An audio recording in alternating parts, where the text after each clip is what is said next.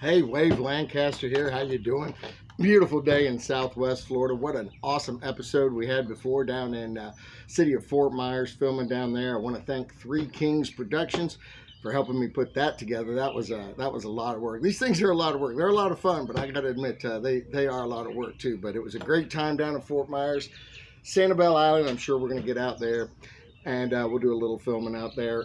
But today I want to talk to you just a little bit about fishing, more about the gear. Before we do that, let's talk about the beverage of choice today, coffee. You know, I love to have my coffee in the morning. Every normal person has coffee. If you don't have coffee in the morning, you're probably something very wrong with you. But today we're going to put some Jim Beam bourbon cream in. I'm telling you what, if you really want to give that coffee a morning kick, that bourbon cream, oh man, there it is right there. Good stuff. So anyway, let's just talk about some basic fishing in Southwest Florida. Everyone wants to bring just like this big mammoth gear down here. Most of the time you people are from Connecticut. I don't know what it is. You think you need to bring down this big ass gear like you're gonna go out there and catch Moby Dick.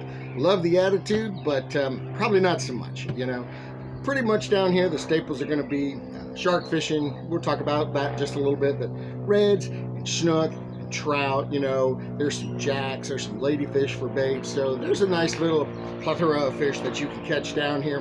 One thing I will tell you when you're fishing in Southwest Florida, fish the season, not the fish.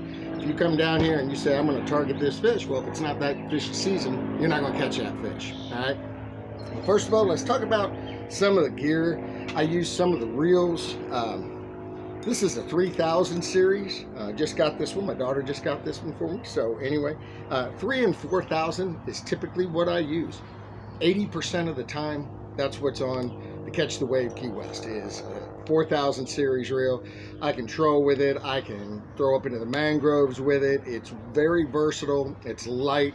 It's easy to use. And so this is my choice right here. If you want to go out and you want to catch, maybe you're going to go after some cobia or something just a little bit bigger, then you might want to step it up just a little bit, you know, tarpon or whatever the case may be. Get into a 6 or 8000 series reel, but typically my reel of choice is going to be the 4000. This is my typical setup. You know, hey, it's real easy. I got my silver spoon on here. I got my Yo-Zuri leader right here, 30 pound, and then I got braided line on here. Most of the time when I'm fishing, this is what I'm using, kids. This is it. It's just that simple. I got this Shimano reel, man. I love these Shimano reels. They're amazing. They're inexpensive. They're indestructible. And, you know, I just don't see why you should pay a lot of money for fishing gear. Most of the time, when you're down here, go garage sailing.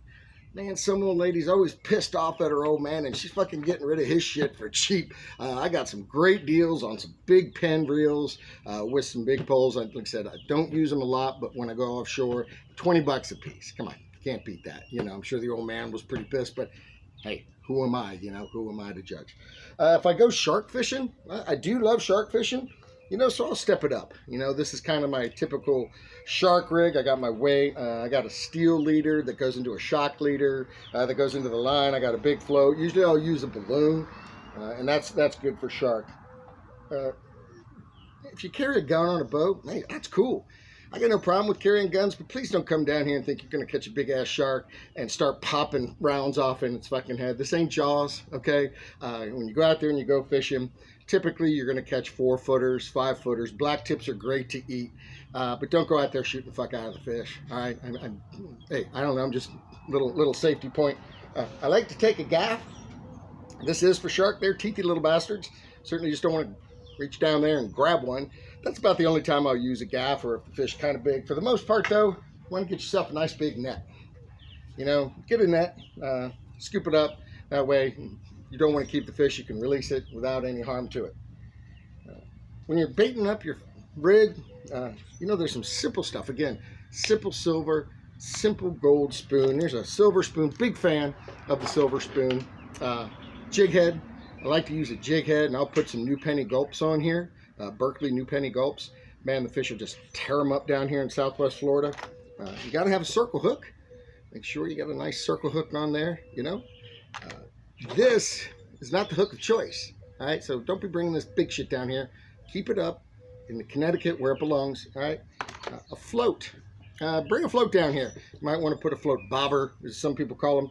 Keep that bait up off the bottom. Otherwise, all you're going to do is catch fucking catfish all day. Now, if you want to go catch catfish, you're more than welcome to. Just remember that down here, they've got horns on them. They got 3 horns, and they will horn the shit out of you, and is not a comfortable thing. Hey, get yourself some fishing pliers, you know, so you can cut it, pull the hook out, whatever you may need, and get yourself one of these. This tells you all the different kinds of fish. It's just a great reference guide to have. Make sure you know the rules because they will bust your ass down here. You come down here to Port Charlotte where I live, hey, swing by Sink Fish and Frank. It's a bait shop here in Port Charlotte. Great people. They will really help you out.